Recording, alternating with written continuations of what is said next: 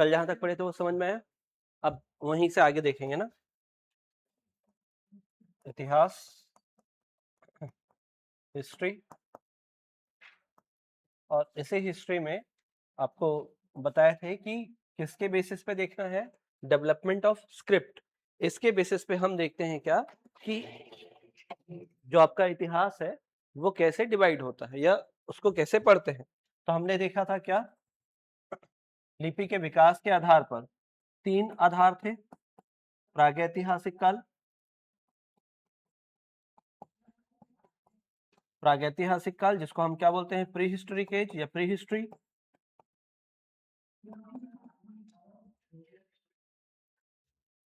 Pre history. Second आप देखते हैं क्या, आद्य ऐतिहासिक काल,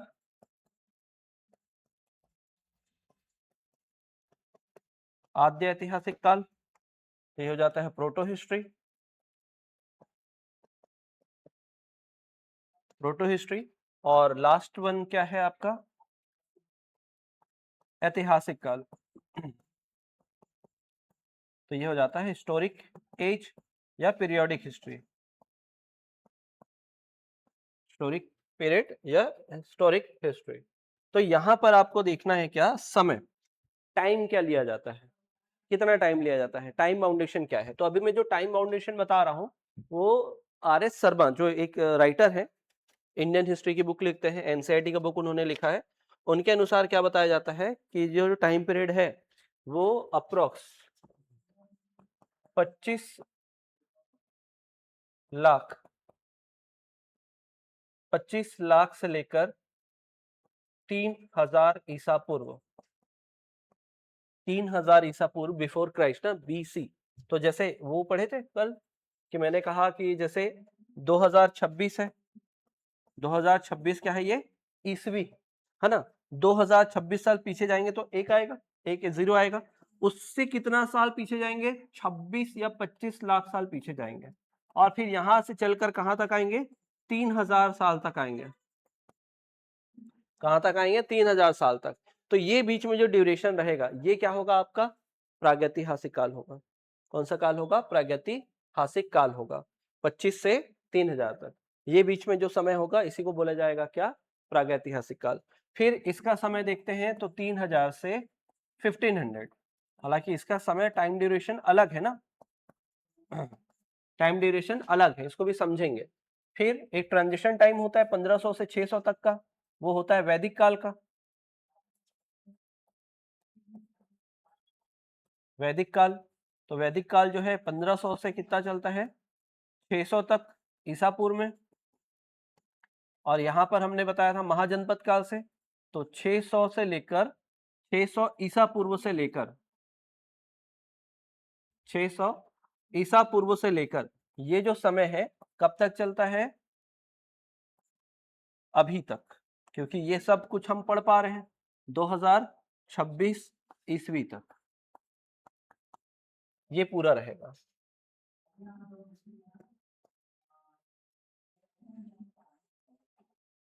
ठीक, ये ऐसा है टाइम पीरियड। तो सबसे बड़ा टाइम पीरियड कौन सा है आपका,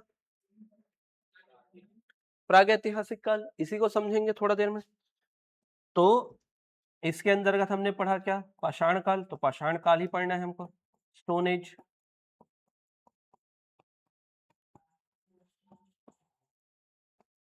स्टोन एज को स्टडी करना है, तो पहले उसी को डिटेल करते हैं, फिर उसके बाद आगे बढ़ेंगे।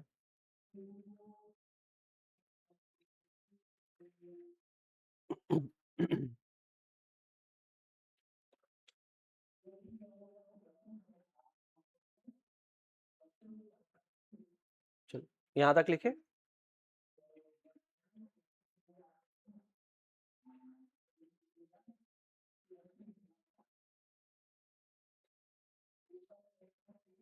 ठीक, बढ़ रहे हैं ना आगे। तो यहां देखते हैं हमारे लिए इंपॉर्टेंट क्या है, प्रागैतिहासिक काल।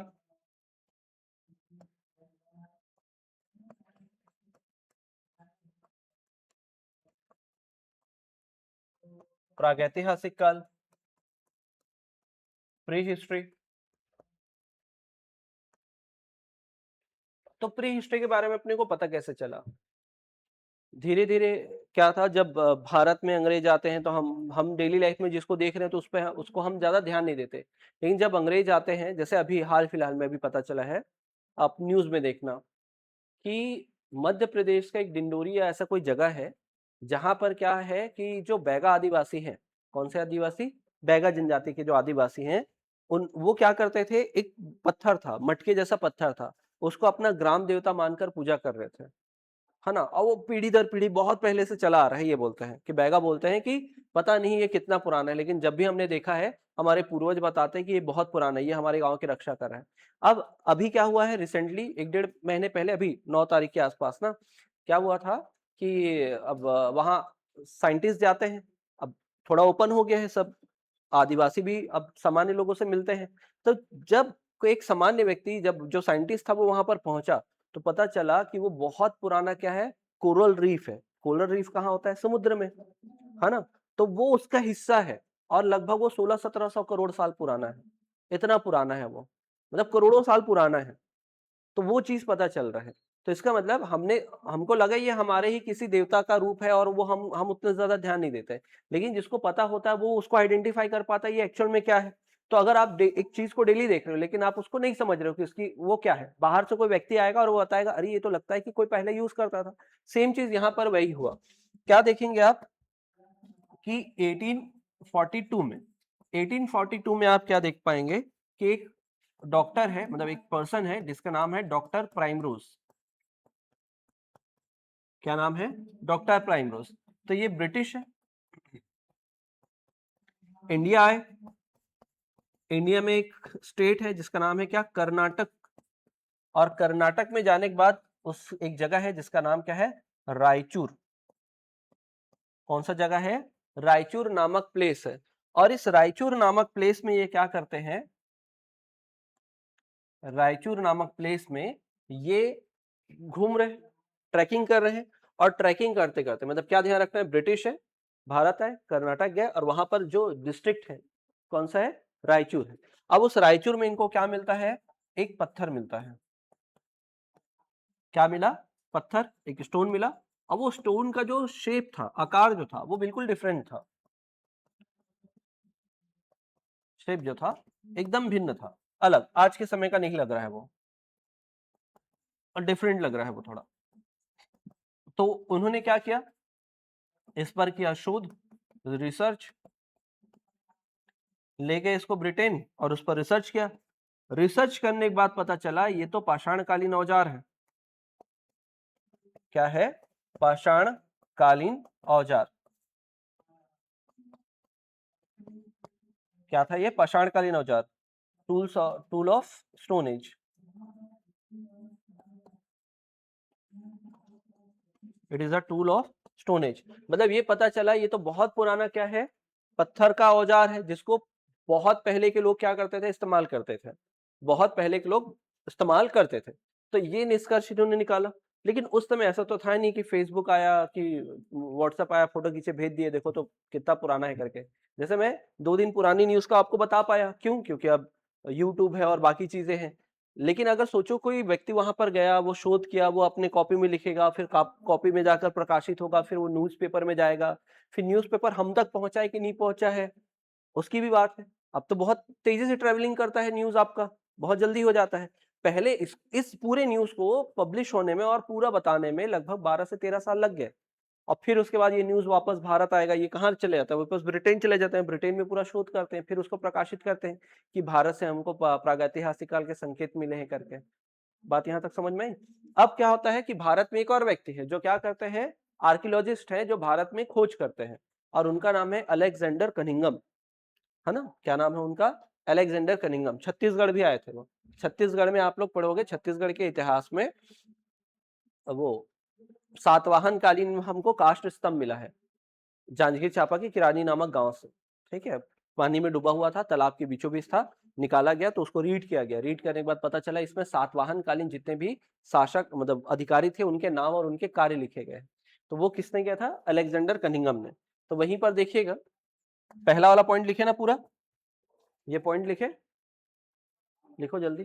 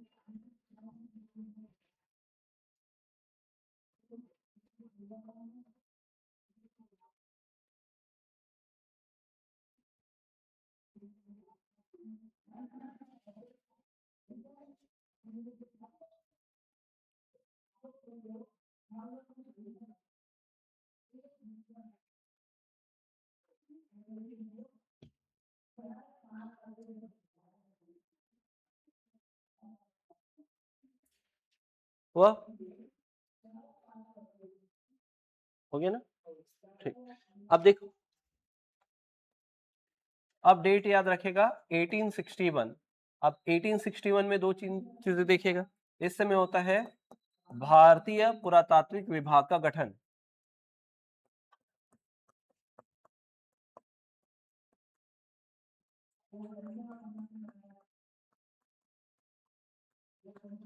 क्या होता है? भारतीय पुरातात्विक विभाग का गठन होता है। अब इस गठन में देखिएगा क्या देखने को मिलेगा भारतीय पुरातात्विक विभाग का गठन में, तो ASI बोलते हैं ना इसको, आर्कियोलॉजिकल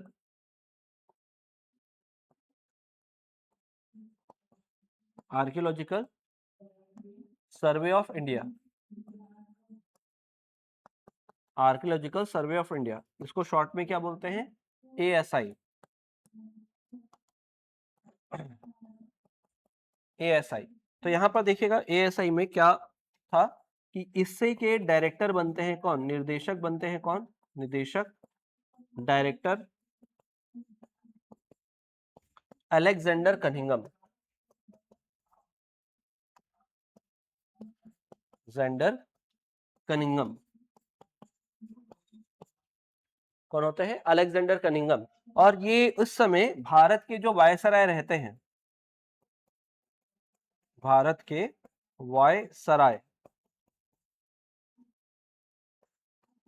वायसराय वो होते हैं लॉर्ड कैनिंग।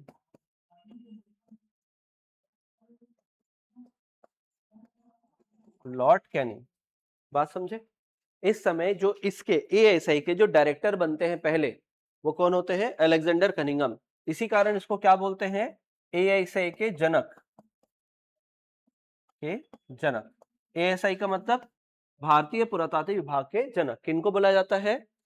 अलेक्जेंडर कनिंघम को। यही थे जिन्होंने भारत में अलग अलग प्रकार के क्या करवाए? खोज प्रारंभ कराए। तो ये क्वेश्चन पूछा गया है, कौन है भारतीय पुरातात्विक विभाग के जनक? तो अलेक्जेंडर कनिंघम, इनका नाम याद रखना। दूसरा चीज याद रखना है कि ये किसके कार्यकाल में हुआ है। तो आप देखते ना, अंग्रेज जब आए थे तो पहले तो वो फैक्ट्री लेकर आए थे, फैक्ट्री चलाया उन्होंने, फिर धीरे धीरे हमारे भारत पर कब्जा करना चालू किया। फिर 3 जगह अलग अलग जगह उन्होंने गवर्नर बैठाया, फिर एक गवर्नर जनरल बोला गया, फिर भारत का गवर्नर बोला गया। सुनते ना, भारत का गवर्नर जनरल। फिर उसी गवर्नर जनरल का नाम आगे क्या हो जाता है? वायसराय हो जाता है। क्या हो जाता है? वायसराय। तो पूछा गया क्वेश्चन है कि किस वायसराय के काल में, किस वायसराय के काल में भारतीय पुरातात्विक विभाग का गठन हुआ है? तो किसके कार्यकाल में हुआ है? लॉर्ड कैनिंग के कार्यकाल में। अब जैसे यहां पर अलेक्जेंडर कनिंघम को ये जानकारी मिलती है कि भारत में क्या मिल रहा है? पाषाण काल के साक्ष्य मिल रहे हैं, तो ये क्या करते हैं? 2 पुरातत्व विशेषज्ञों को बुलाते हैं 1963 में। 2 पुराविद, आर्कियोलॉजिस्ट।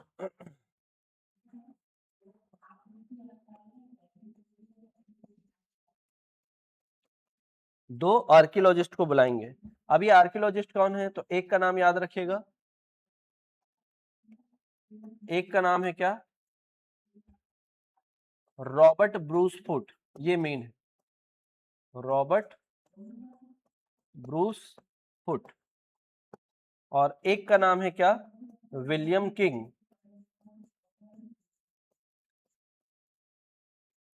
William king. तो रॉबर्ट बूट फ्रूस जाते हैं कहाँ? तमिलनाडु के। ये समझ में आएगा ना, तमिलनाडु, TN। तो तमिलनाडु के कौन से जम जाते हैं? पल्लवरम में, पल्लवरम में। और इनको क्या मिलता है? पहला औजार मिलता है, पहला औजार, first tool regarding stone age. और पहला जो औजार था ये क्या था, एक प्रकार की पत्थर की कुल्हाड़ी थी। क्या थी? पत्थर की कुल्हाड़ी। अब पत्थर की कुल्हाड़ी का मतलब क्या है? वो ऐसे हाथ में पकड़ के ऐसे कुचलने वाला, तो उसको बोला गया, मतलब वो ऐसा था कुछ, ऐसा पता चल रहा है, इसको हाथ से पकड़ के ऐसे कूटने के काम आता था। इसी कारण इसको बोलते हैं हैंड एक्स सभ्यता, बोलते हैं hand axe civilisation. Hand axe, axe का मतलब कुल्हाड़ी, और हैंड्स हाथ से चलने वाली कुल्हाड़ी, तो वही है। तो पहला औजार मिला। ये भी जाते हैं कहाँ? तमिलनाडु। और तमिलनाडु में ये रुकते हैं कहाँ? अतीरम पक्कम में। पक्कम कहाँ? अतीरम पक्कम। अतीरम पक्कम में रुकेंगे, और अतीरम पक्कम में क्या करते हैं? खोजबीन करते हैं। तो इनको भी क्या मिलता है? औजार मिलता है। Tools regarding to stone as.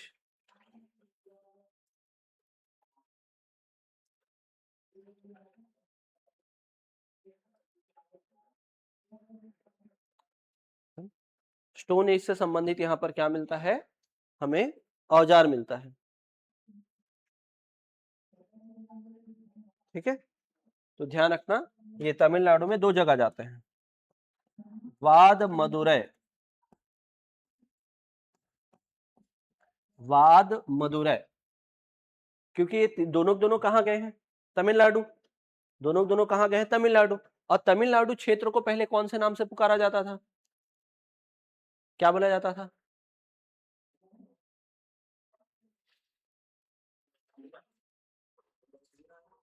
दक्षिणी राज्य नहीं, जैसे पहले महाराष्ट्र, महाराष्ट्र नहीं, बंबई के नाम से जाना जाता था, पूरा बंबई प्रांत बोलते थे।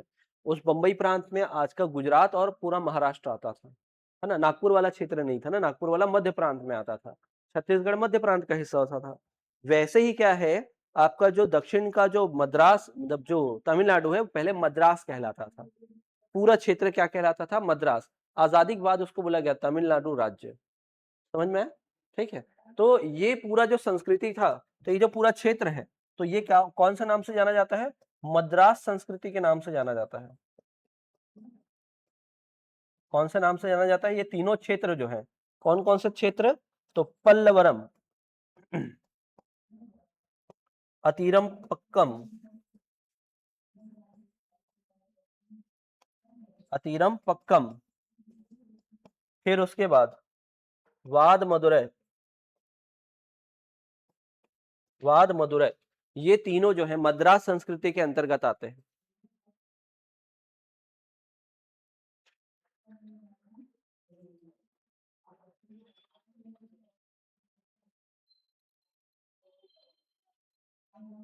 हुआ?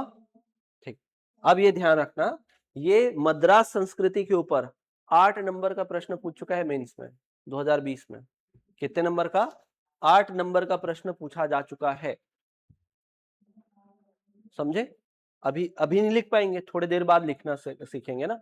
बस याद रखना, तो मद्रास संस्कृति, कैसे मद्रास संस्कृति तक पहुंचे हैं, तो उसके पीछे का इतिहास ये है, बैकग्राउंड ये मिला, फिर इसकी स्थापना हुई, फिर रॉबर्ट ब्रूस फुट आए, रॉबर्ट ब्रूस फुट ने खोज चालू किया, और जो स्थल हमको मिले पहले, जहां पर आदिम मानव या प्राचीन सभ्यता के संकेत मिलते हैं, उसी को बोला गया क्या? मद्रास संस्कृति। और मद्रास संस्कृति में मुख्यतः कौन कौन से क्षेत्र आते हैं? 3, पल्लवरम, अतिरम पक्कम और वाद मदुरै। वाद मदुरै।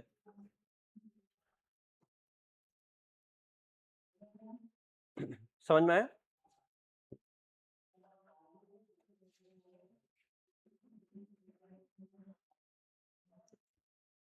बढ़े आगे?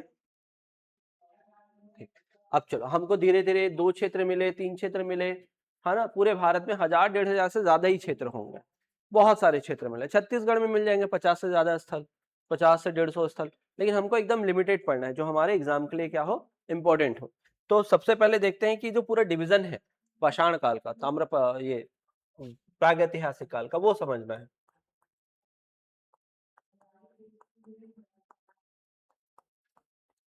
प्रागैतिहासिक काल,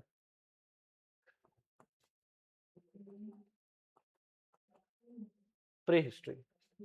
तो यहां तक देखते हैं, कितना टाइम पीरियड बताए थे? 25 लाख ईसा पूर्व से लेकर कितना 3000 ईसा पूर्व बिफोर क्राइस्ट। 25 लाख से 3000 ईसा पूर्व तक आपको समय लेना है। ये पहला जो टाइम पीरियड है उसको बोलते हैं पूरा पाषाण काल।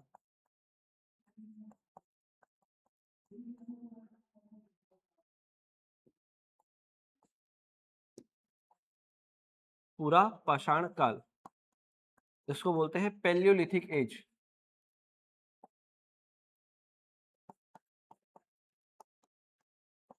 Palaeolithic age. और ये जो पैलियोलिथिक एज है इसका टाइम पीरियड याद रखिएगा 25 लाख से 10,000 ईसा पूर्व। सोचो कहां तक आ गए। 25 लाख पूरा खत्म किए, पूरा लाख तक आए, फिर पूरा 10,000, मतलब जीरो तक जाएंगे और जीरो से 10,000 साल पीछे जाएंगे, तब तक का ये समय चला है। ठीक है, लेकिन ये इतना बड़ा समय है, इसको दो भाग तीन भाग में और बांटते हैं। फिर आता है क्या, मध्य पाषाण काल।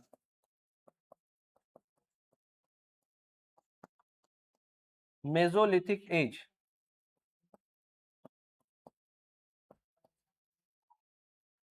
मेसोलिथिक एज, तो इसका टाइम पीरियड क्या लेते हैं 10,000 ईसा पूर्व से 6,000 ईसा पूर्व। 10,000 से 6,000 ईसा पूर्व। फिर अगला नव पाषाण काल। कहा देखते हैं नव पाषाण काल, और ये नव पाषाण काल इसको बोलते हैं न्यूलिथिक एज। न्यूलिथिक एज, तो न्यूलिथिक एज का समय हम लेते हैं कितना 6,000 से 3,000 ईसा पूर्व। वहीं तक तो लेके आना है हमको। कहां तक लेके आते हैं 3,000 ईसा पूर्व तक। समझ में आया?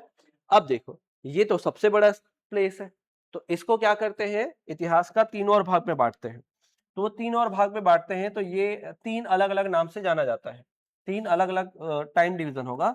निम्न पूरा पाषाण काल,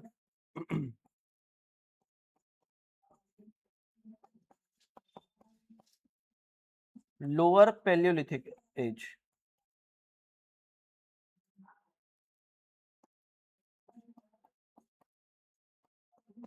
क्या होगा lower Palaeolithic.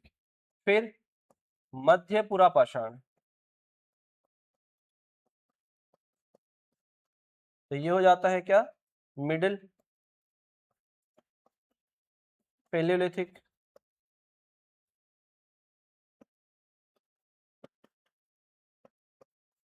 Middle palaeolithic as.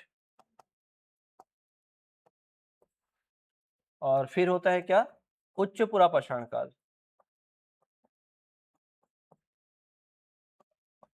उच्च पूरा पाषाण काल, तो ये उच्च पूरा पाषाण काल जिसको हम बोलते हैं अपर पैलियोलिथिक एज।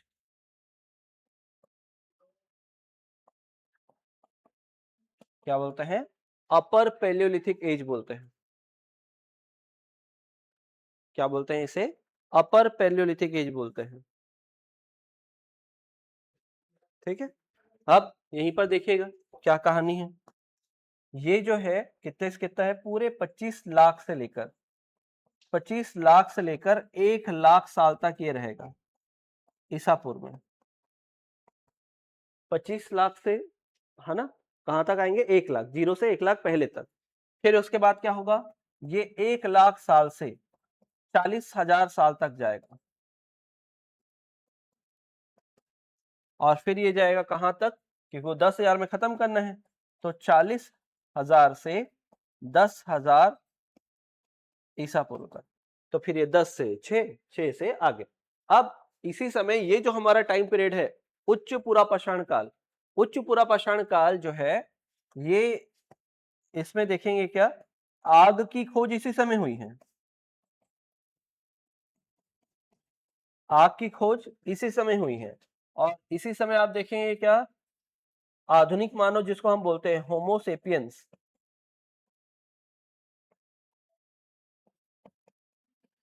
होमोसेपियंस वो अस्तित्व में आते हैं। कौन अस्तित्व में आते हैं, होमोसेपियंस अस्तित्व में आते हैं। ठीक, आधुनिक मानव। अब जैसे जैसे ह्यूमन एवोल्यूशन देखा आपने, जैसे वो डायग्राम याद है स्कूल के कॉपी या बुक में देखते थे अपन कि एक बंदर है झुककर चल रहा है चारों पैर में, फिर वो धीरे से वो दोनों पैर में आएगा, फिर उसके बाद क्या होता है थोड़ा खड़ा होता है लेकिन पूरे शरीर में बाल है, फिर उसके बाद जैसे जैसे वो आगे दिखाते हैं तो पूरा ह्यूमन बन चुका होता है ना। तो वही वाला फेज है और लास्ट वाले फेज में पहुंचे हैं जिसको आज हम लोग बोलते हैं होमोसेपियंस। होमोसेपियन जैसे जैसे आगे आते गए हैं तो ये बोला जाता है कि हाइट धीरे धीरे क्या होती गई है, कम होती गई है। एक्चुअल में जो हाइट है फिजिक्स है वो धीरे धीरे क्या होती गई, कम होती गई। शारीरिक क्षमता कम हुई है, मानसिक क्षमता बढ़ी है।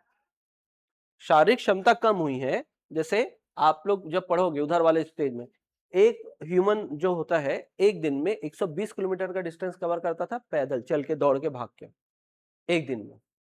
आज कर सकते हैं क्या?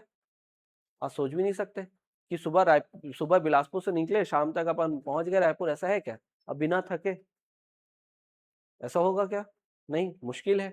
लेकिन पहले होता था, है ना, क्योंकि मेन पेशा क्या था, शिकार। शिकार के पीछे दौड़ते दौड़ते 120 किलोमीटर का डिस्टेंस कवर कर जाते थे ह्यूमंस एक दिन में, है ना। लेकिन बाद में क्या हुआ, हमारा फिजिकल एबिलिटी थोड़ी कम हुई, मेंटल एबिलिटी हमारी बढ़ी। मेंटल एबिलिटी हमारी क्या हुई है, बढ़ गई है। तो ये ध्यान रखना। तो ये बोला जाता है कि ये जो सेक्शन है होमोसेपियंस जब आए भारत में, तो मतलब ओवरऑल इनका जब जन्म हुआ तो हमारी सोचने समझने की क्षमता पहले वाली की तुलना में क्या थी, बहुत ज्यादा थी। ठीक है, तो वही देखेंगे। नहीं, वर्ग 3 का नहीं है, क्लास बिलासपुर से चल रही है। और ये जो क्लास है ना, प्री प्लस मेंस की क्लास है ना दिनेश, प्री प्लस मेंस की क्लास है, वर्ग 3 का नहीं है। वही नोट करो जल्दी, फिर आगे बढ़ेंगे। फिर यहाँ से कौन से टाइप के क्वेश्चन पूछते हैं वो देखेंगे, मेंस में कैसे आएंगे वो बताएंगे फिर। ठीक है, नोट करो। हो गया? ठीक, चलो गुड। अब जो हमारा वही प्रागैतिहासिक काल था, मेन हेडिंग तो वही चल रहा है, प्री हिस्टोरिक एज। तो मैं इसको ऐसे ही बता दे रहा हूं ना ताकि आप लोग रिलेट करके समझ पाओ। जैसे ये पहला वाला टाइम पीरियड क्या था, पूरा पाषाण काल।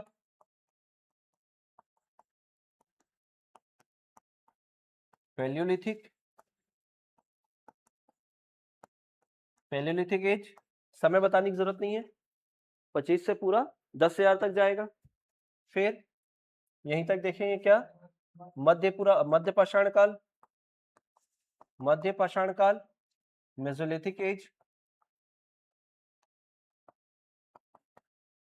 Mesolithic as. तो ये 10,000 से 6,000। और फिर जाएगा ये नव पाषाण काल। तो नव पाषाण काल, न्यूलिथिक एज, न्यूलिथिक एज। तो न्यूलिथिक एज में देखो क्या कहानी है। अब देखो दो टाइप के इसमें क्वेश्चन पूछे जाते हैं। एक क्या होता है, हमको विशेषताएं पूछी जाती है, कैरेक्टरिस्टिक्स पूछे जाते हैं। और दूसरा पूछा जाता है कि ये साइट कहां पर है, कौन सा स्थल कहां पर है, ये पूछा जाता है कि कौन सा स्थल कहां पर है, ये पूछा जाता है। एक तो पूछा जाता है ये कौन से समय की विशेषता है, दूसरा जो पूछा जाता है उसमें पूछा जाता है क्या कि ये जो स्थल है वो कहां पर है। जैसे अभी हमने देखा पल्लवरम कहां पर है, कहां पर है पल्लवरम, तमिलनाडु में है। कहां पर है, तमिलनाडु में। मद्रास संस्कृति के अंतर्गत 3 स्थल कौन कौन से हैं, मद्रास संस्कृति के अंतर्गत 3 स्थल देखे ना हम लोग, पल्लवरम, फिर कोई पक्कम जैसा है कुछ, अतिरम पक्कम, और एक मदुरई जैसे है, क्या नाम है, वाद मदुरई, याद रखना है नाम। ठीक है, तो यहां पर देखो सबसे पहले क्या देखेंगे, मानव विकास का ये पहला चरण है, first phase of human development, मानव विकास का पहला चरण।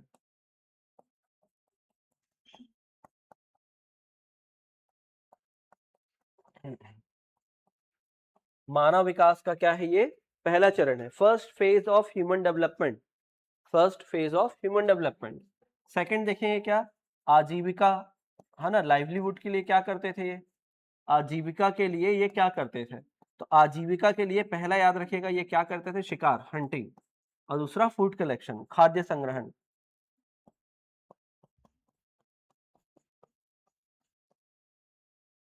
खाद्य संग्रहण,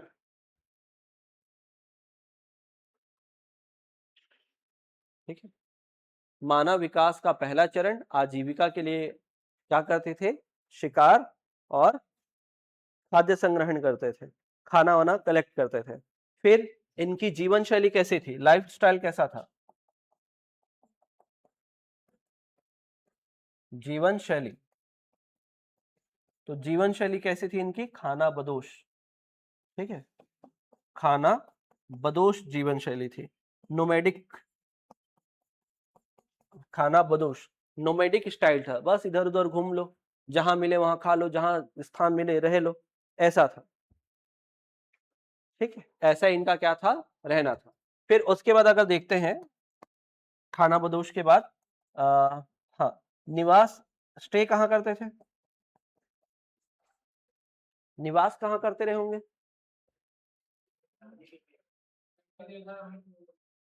हाँ, मतलब जंगल में, गुफाओं में ऐसा रहते थे, है ना? जंगल में और गुफाओं में रहते थे। और गुफाओं में,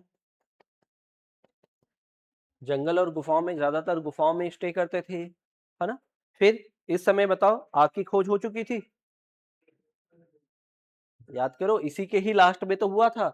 इसको आप 3 भाग में और बांटते हो, निम्न पाषाण, निम्न पुरापाषाण, मध्य पुरापाषाण और उच्च पुरापाषाण। तो लास्ट उच्च पुरापाषाण में जाके आग की खोज होती है, लेकिन उसका प्रॉपर प्रयोग कहाँ सीखते हैं? नवपाषाण काल में। आग की खोज होती है इधर, लेकिन उसका प्रयोग कहाँ होता है? नवपाषाण काल में। तो इस समय तक क्या हो चुकी थी? आग की खोज। ठीक, आग की खोज यहां पर हो चुकी थी। और अगर देखेंगे तो इस समय के जो औजार होंगे वो कैसे बने होंगे? औजार भारी और बिना आकृति के होंगे, भारी व बिना आकृति के।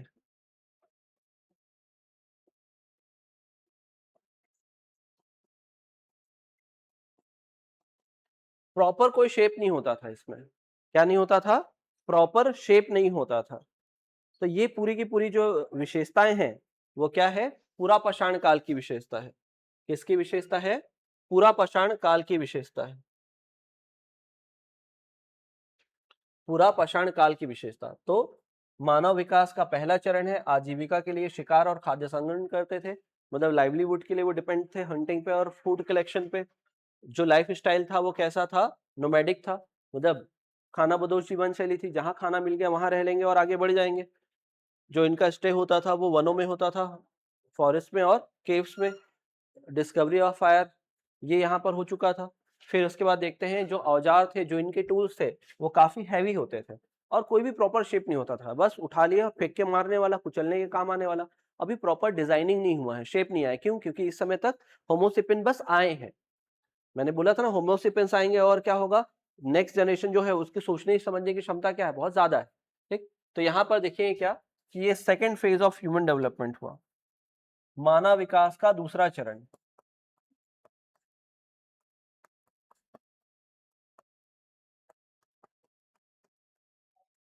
मानव विकास का दूसरा चरण क्यों? क्योंकि ये वो टाइम है जब होमोसेपियंस आए।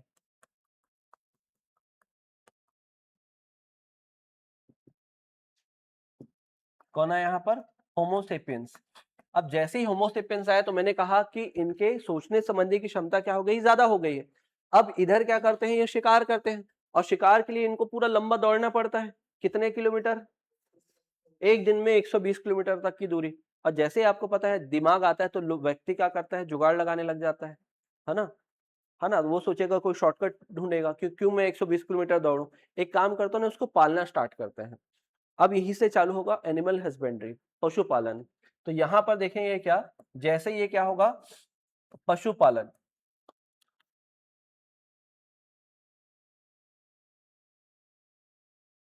पशुपालन, अब पहला पशु क्या रहता है इनका? कुत्ता। फर्स्ट ये क्या करते हैं? कुत्ते को पालतू बनाएंगे। जैसे ही कुत्ते को पालतू बनाए तो इनका जो नॉलेज है वो बढ़ जाएगा, और वो क्या करेंगे? वो अन्य जानवरों को भी पालेंगे, अन्य पशुओं का पालन, पालन। और पशुओं को क्या चाहिए? पशुओं को क्या चाहिए? अगर आप नॉन क्या बोलते हैं शाकाहारी पशुओं को पालेंगे तो उनको क्या चाहिए? घास, चारा चाहिए। क्या चाहिए? चारा। अब सोचो कि आप 1-2 पशु पालोगे तो काम चल जाएगा क्या? है ना? भूख लगेगी तो फिर क्या करोगे? उसी को और फिर पशु कहाँ पालतू बनाएँगे? तो क्या करना पड़ेगा? हमको ग्रुप में पालना पड़ेगा, बहुत सारे पशुओं को पालना पड़ेगा। है ना? मतलब जैसे 2-4 पाले फिर धीरे-धीरे वो बढ़ता गया तो वो पूरा ऐसा कलेक्ट करके रखना पड़ेगा। और दूसरा चीज़, क्या एक व्यक्ति पशुओं का पालन कर सकता है? एक अकेला व्यक्ति पूरे पशुओं का पालन कर सकता है क्या? नहीं। तो यहाँ पर क्या हुआ, अब व्यक्ति ना समूह में रहना प्रारंभ करेगा। पहले नोमैडिक था, कोई मतलब नहीं किसी से, खाओ पियो मस्त रहो वाला था। लेकिन यहाँ पर क्या कल्चर रहेगा कि यहाँ पर रहेगा क्या कि अब ग्रुप में रहना है और जहाँ ग्रुप बनेगा तो वहाँ पर क्या बनेंगे? नियम बनेंगे ग्रुप के। ठीक है? क्या बनेंगे? नियम बनना चालू होंगे ग्रुप के, तो वो समझेंगे। तो यहाँ पर आप देखते क्या है कि एक कि पशुओं का पालन और चारे के तलाश में इनको क्या करना होगा? जहां पर चारा कहाँ मिलेगा? पानी वाले स्थान में। तो पानी वाले स्थान में जाएंगे, वहां पर चारा मिलेगा। अब जब जैसे अब बारिश का समय है, नदी के किनारे जाएंगे तो बहुत ज्यादा बारिश होगा, तो मैदानी इलाके में भी हमको क्या मिल जाएगा? चारा मिल जाएगा। अभी देखना बारिश हो रहा है ना, तो आसपास के क्षेत्र जहां पर ज्यादा लोग चलते नहीं है वहां पर घास उग जाएंगे अपने आप। है ना? खरपतवार जिसको अपन बोलते हैं, तो वो क्या हो जाएगा? उग जाएगा आसानी से। व्यक्ति उसको क्या कर सकता है? अपने जानवरों के लिए ले सकता है। लेकिन जैसे ही गर्मी का दिन आएगा तो ये तो पूरा सूख जाता है, तो कहाँ जाना पड़ेगा? वापस से पानी वाले इलाके में। तो ये क्या करना करना पड़ा इसको? अस्थायी आवास। यहाँ पर क्या पढ़ना पड़ा? अस्थायी आवास, टेम्परेरी स्टे चालू होता है यहाँ से। और वो भी कैसे? किस लिए? चारे के लिए। किसके लिए? चारे के लिए इसको एक स्थान से दूसरे स्थान तक जाना पड़ा। ये समझ में आया? फिर इसके बाद देखते हैं, समूह में रहना प्रारंभ हुआ इनका।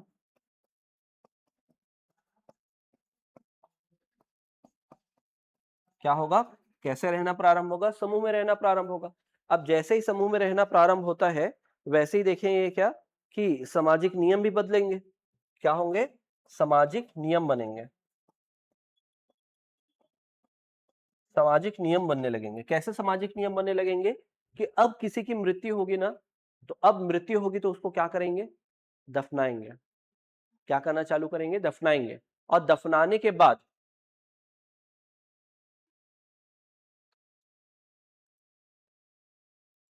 है ना? अब जब दफनाएंगे तो दफनाने के बाद हमको क्या करना पड़ेगा कि वो जो कब्र है उनका, जो ग्रेव है उनका, तो हमको क्या करना पड़ेगा? उसको निशान लगाना पड़ेगा। या तो पत्थरों से घेरेंगे, या तो क्या करेंगे? एक बड़ा पत्थर गड़ा देंगे। क्या कर देंगे? या तो पत्थरों से घेरेंगे, या तो एक बड़ा पत्थर गड़ा देंगे। तो उसी को बोलते हैं क्या? पाषाण घेरे या पाषाण स्मारक। क्या बोलते हैं? पाषाण घेरे या पाषाण स्मारक बोलते हैं। जैसे बताते हैं ना।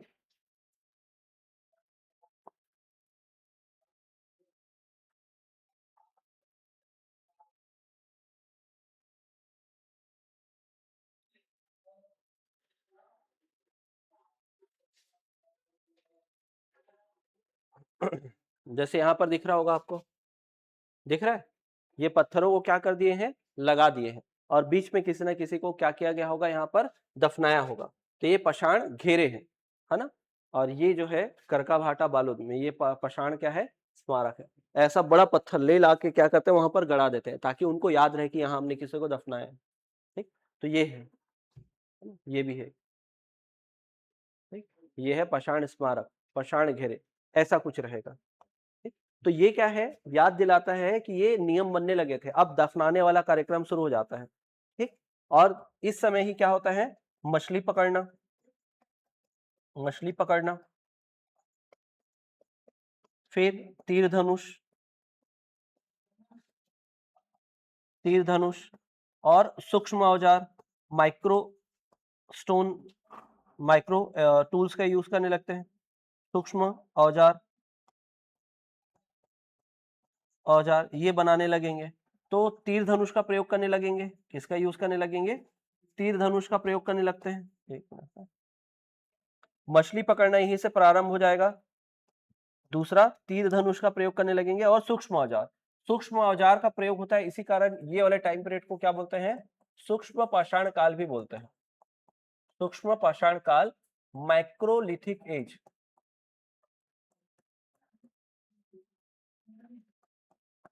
क्या बोलते हैं, माइक्रोलिथिक एज बोलते हैं, पूरा लिखना ना आप लोग, ठीक। तो सूक्ष्म पाषाण काल या माइक्रोलिथिक एज भी बोलते हैं, तो इतना ही है मेन, ठीक है। मानव विकास का दूसरा चरण, पहला पशुपालन प्रारंभ हुआ था, पहला पालतू पशु कुत्ता, फिर अस्थायी वास, क्यों, क्योंकि क्या करना पड़ा, चारे के तलाश में पूरे पशुओं को लेकर एक से दूसरे स्थान तक जाना पड़ा। फिर समूह में रहना प्रारंभ होगा तो क्या होगा, सामाजिक नियम बनेंगे, और इसके साक्ष्य कैसे पता चलेंगे, कब्र से, और कब्रों की जानकारी हमको पाषाण स्मारक और पाषाण घेरों से मिला। जैसे गढ़ धनौरा जाएंगे 500 पाषाण घेरे मिलेंगे, 500, छोटे मोटे भी नहीं, 500 पाषाण घेरे, पढ़ेंगे उसके बारे में। फिर उसके बाद क्या होगा, मछली पकड़ना चालू हो जाता है, तीर धनुष, है ना। तो 500 मिलना, केवल छत्तीसगढ़ की बात कर रहा हूँ, पूरे भारत की बात नहीं कर रहा हूँ मैं। छत्तीसगढ़ के गढ़ धनोरा से करका भाटा, चिरचारी, सूरर, करीभदर ऐसे जगह हैं जहां से आपको पाषाण स्मारक और पाषाण घेरे मिलेंगे, ठीक है। अब यहां पर देखो यहां पर हम देखेंगे, तो यहां पर आप देखते हो मानव विकास का अगला चरण का तीसरा चरण। अब क्या होगा, सोचने समझने की क्षमता और बढ़ जाएगी, है ना। अब सोचो, अब मुझे एक स्थान से पूरे 100 पशुओं को लेकर दूसरे स्थान तक जाना है, 40-50 किलोमीटर जितना भी एरिया है मुझे वो कवर करना है, मान लो उतना एरिया कवर करना है। अब उतना एरिया मैं कवर कर रहा हूं, तो उस समय ऐसा तो नहीं है कि गिनती के रहेंगे, शेर भालू बाघ ये गिनती के रहे होंगे क्या, उस समय तो और ज्यादा मात्रा में रहे होंगे, है ना। और मुझे खुद को भी बचाना है, मेरे लोगों को भी बचाना है, और मेरे पशु को भी बचाना है, इतना सारा खतरा है, और सबके बीच में जंगलों से होकर निकलना है, तो बड़ा दिक्कत है। तो क्या होगा, धीरे धीरे अब लॉजिक लगाएंगे, कैसे, क्योंकि ये इनको पता चल रहा है ना चारा कहाँ उगता है, नदी किनारे, है ना, मतलब क्या होना चाहिए, पानी। तो यहाँ पर ये क्या करते हैं, ये सोचते हैं क्यों ना हम पशु को कहाँ रखें, बाड़े में रखें, पशु को कहाँ रखें, एक गेटेड कॉरिडोर में रखें, और क्या करें, हम इनको चारा, जो भी चारा है उसको उगा कर दें। अब चारा उगाना का मतलब क्या है, क्या करना, खेती करना, कृषि करना। तो यहां पर क्या करेंगे, कृषि करेंगे, और कृषि के लिए सबसे ज्यादा इंपॉर्टेंट चीज क्या है, पानी। और पानी कहाँ मिलेगा, नदी किनारे। तो नदी के किनारे लोग क्या करेंगे, खेती करेंगे, नदी के किनारे क्या करेंगे, खेती। तो नदी के किनारे ही सबसे ज्यादा आपको क्या मिलेंगे, खेत खलियान मिलेंगे, और ये लोग क्या करेंगे, यहाँ रहना चालू करेंगे ना, यहाँ क्या करेंगे, रहेंगे नदी के किनारे, ताकि वो पानी उनको प्रॉपर मिले, और क्या मिले वहां पर, खेती किसानी करें। अब क्या वो जगह वो छोड़ के जाएंगे क्या, नहीं, क्योंकि उनको पता है ना कि छोड़ के तो नहीं जाएंगे, क्यों, क्योंकि उनको पता चल गया ये जो अनाज उगा है इसको काटेंगे, काटने के बाद पशुओं को खिलाएंगे, फिर कंटिन्यू करेंगे, है ना। तो यहां पर क्या मिलेगा कि स्थायी आवास के प्रमाण मिलेंगे। सबसे पहले तो आपको क्या पता चला, कृषि की जानकारी मिली, और कृषि में भी इन्होंने पहले क्या उगाया, जौ, बारले, और फिर उसके बाद उगाया गेहूं, वीट, ये सबसे पहले अनाज। और हुआ क्या, स्थायी आवास के प्रमाण मिलेंगे आपको, किसके प्रमाण मिलेंगे, स्थायी आवास के, कहीं जाने वाले हैं क्या, नहीं। अब जैसे मान लो आप लोग आए, है ना, आप लोग आए क्लास में बैठे, 2-3 दिन आप लोग आए, जान पहचान उतना नहीं था, लेकिन तीसरे चौथे दिन जान पहचान बना लिए, अपना एक व्हाट्सएप ग्रुप बना लिए, जाएंगे कि नहीं जाएंगे, पानी ज्यादा गिर रहा है बताओ, क्लास करके बातचीत होगा। तो ऐसा ही होगा ना, जब स्थायी रूप से रहोगे, तो स्थायी रूप से जब रहेंगे तो आपके बीच में एक कल्चर डेवलप होगा, उस पहले कल्चर को बोला गया ग्रामीण संस्कृति का विकास हुआ।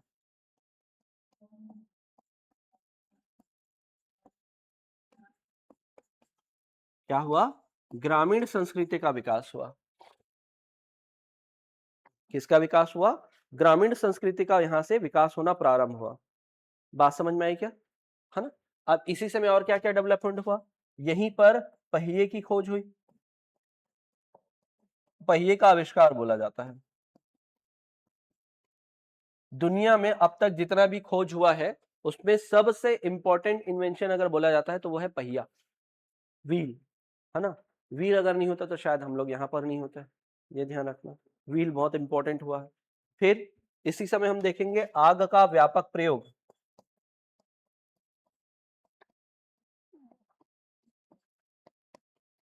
आग का क्या देखेंगे, व्यापक प्रयोग देखेंगे। इसी समय हम लोग देखेंगे कि ये लोग क्या करने लगे थे, मृद भांड, मिट्टी के बर्तन, मृद भांड,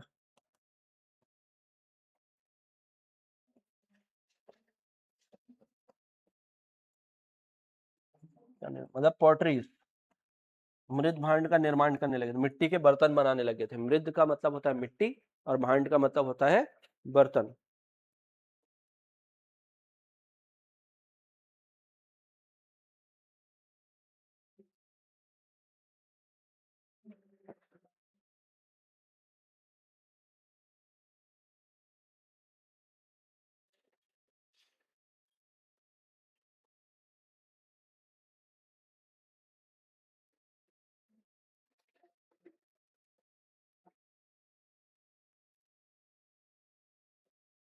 हुआ? ठीक।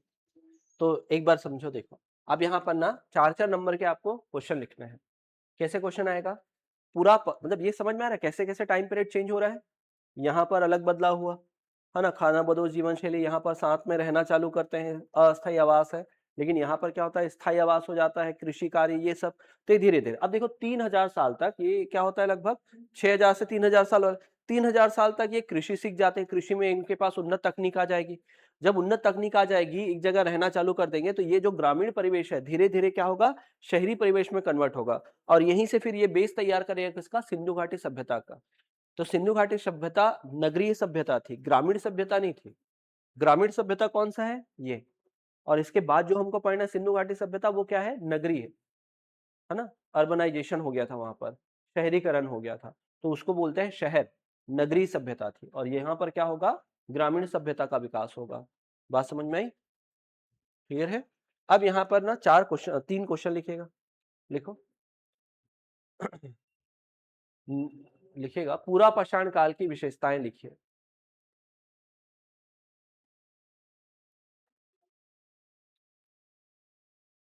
पॉइंट्स में बताना है ना,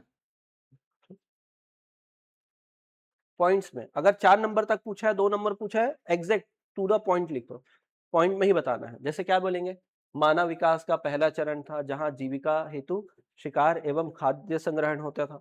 फिर खाना बदोश जीवन शैली थी, शिकार एवं खाद्य संग्रहण जीविका का आधार था।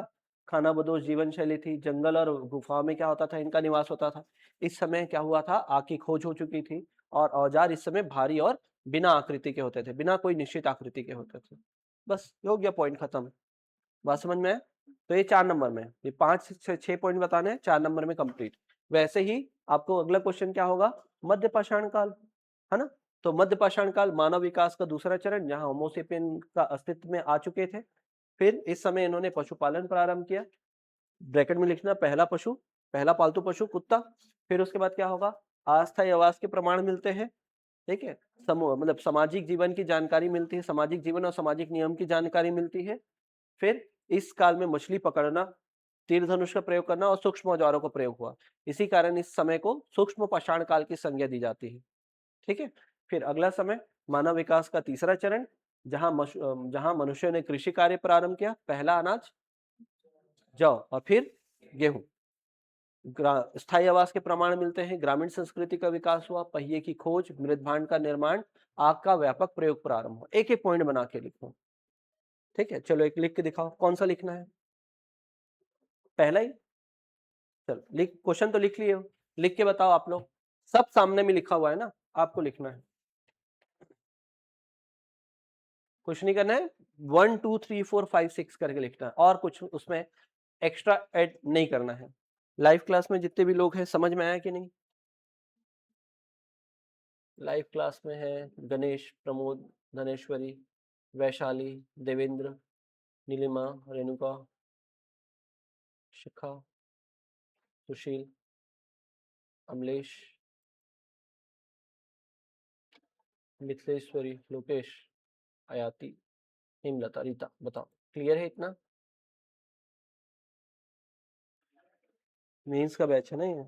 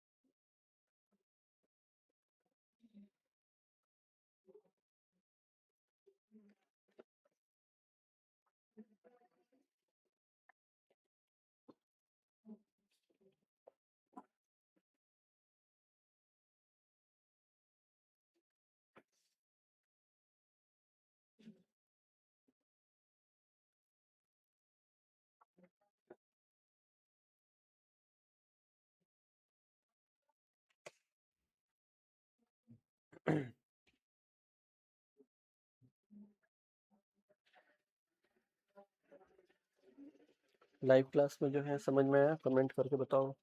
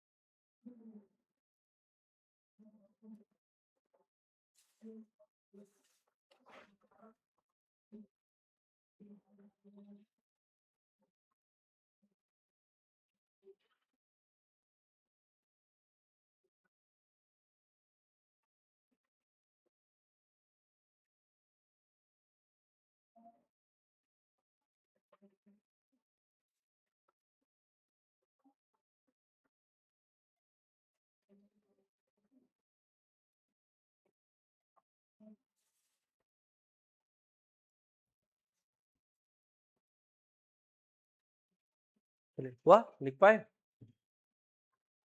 नहीं लिखे हैं। हाँ। मानव विकास का पहला चरण इनका आजीविका शिकार, इनकी आजीविका, इनकी, ठीक है, इनकी आएगा ना। हाँ। इनकी जीवन शैली खानाबदोश थी, ठीक है, ठीक है, वो सही करना है। ये अक्सर जंगलों और इस कालखंड में या इस समय ये जंगलों और गुफाओं में निवास करते थे, ठीक है। इस काल में आपकी खोज हुई थी, ठीक है, और इस काल में औजार भारी और निश्चित आकृति के नहीं थे। तो देखो क्या हुआ, मतलब यहाँ ये रिपीटेड हो रहा है ना, जैसे इसका इस काल में ये इसको सही करना है अपने को, ठीक है, लिखते लिखते सही हो जाएगा, ठीक। औजारों की आकृति क्या थी, औजार इस समय के औजार भारी और जिसकी आकृति निश्चित नहीं होती थी।